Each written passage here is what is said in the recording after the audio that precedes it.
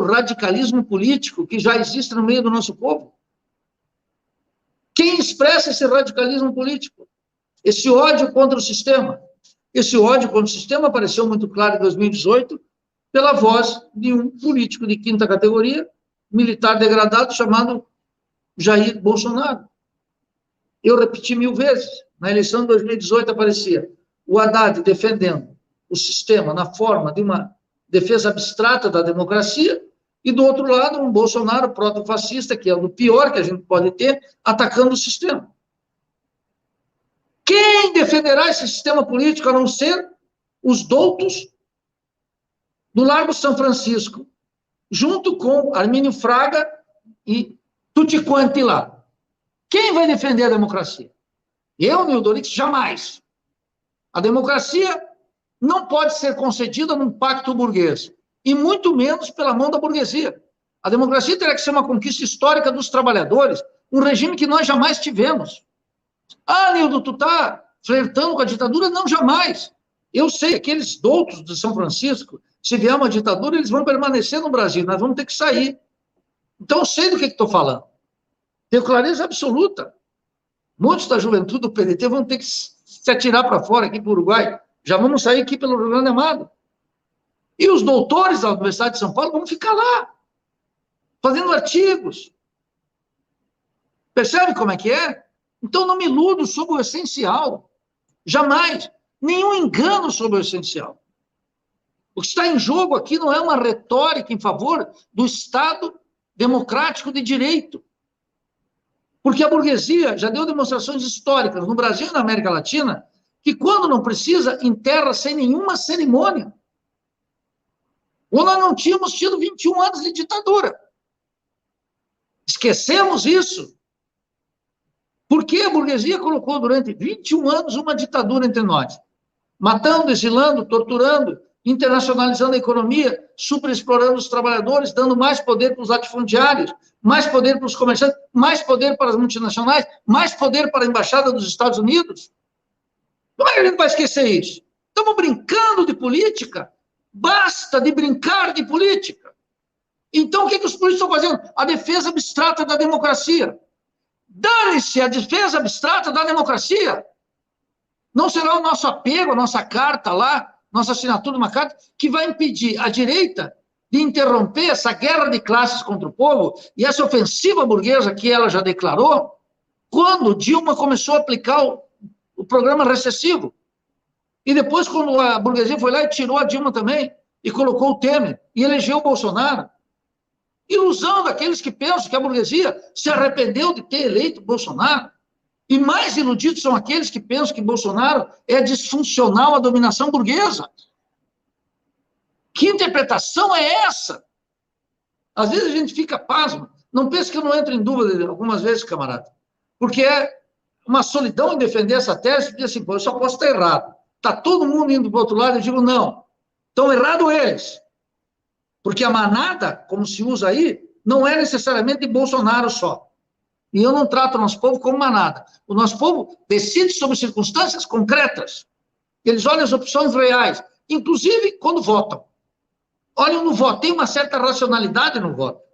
Que a gente não pode... O povo acerta quando vota nos nossos candidatos e erra quando vota nos candidatos adversários. Sem essa.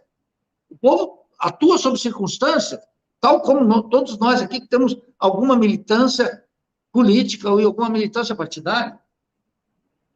Então, veja a encalacrada histórica, o dilema histórico que nós estamos metidos.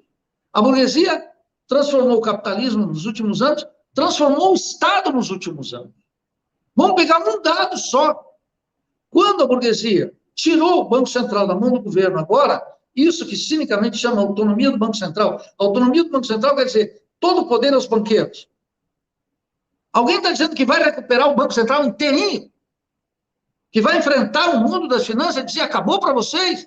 Quero ser eleito para tirar os banqueiros de lá. Quero ser eleito para enquadrar o Congresso Nacional.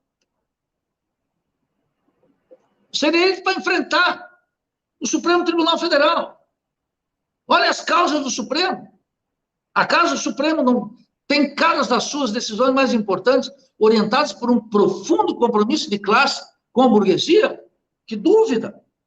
Quantos pedidos estão lá? Ação direta de inconstitucionalidade pedindo para rever a reforma trabalhista.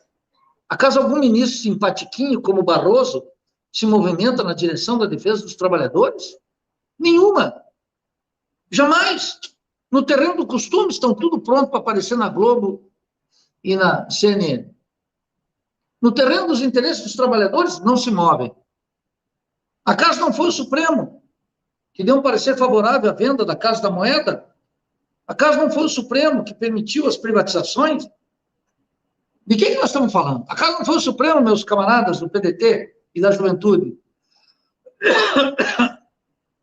que declarou, junto com o Congresso Nacional, e sancionou isso, a vacância na presidente da República, quando o João Goulart estava aqui no Rio Grande do Sul? Acaso não foi o Supremo que negou um habeas corpus para que Getúlio mandasse para os campos de concentração da Alemanha Olga Benário?